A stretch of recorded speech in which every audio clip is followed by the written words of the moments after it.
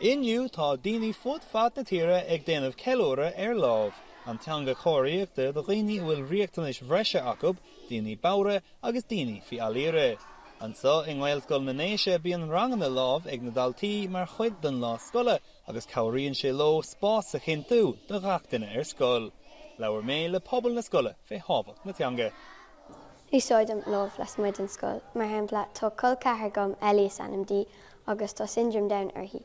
Cíam céco ionach is atá an Lámh nuair atá á dhéanamh leithí.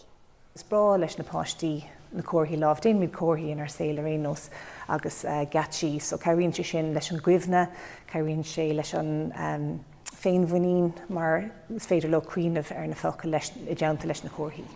Tá spás cuimseach crutha ag pobl na scoile anseo agus iad ag obair ar ascail na Lámh ag gcónaí.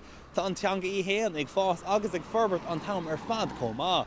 Faoi láthair tá 588 cótha sa teanga ach níos mó á orbairt an tam ar fad álann gur féidir le daoine le riachtanas speisialta cumarsáid níos éifeachtaí a dhéanamh. Tá níos mó ná 4,000 duine ag freastal ar rang na Lámh gach ile bliain agus go súil leis na daltaí anseo tá níos mó á amhlamm an tam ar fad.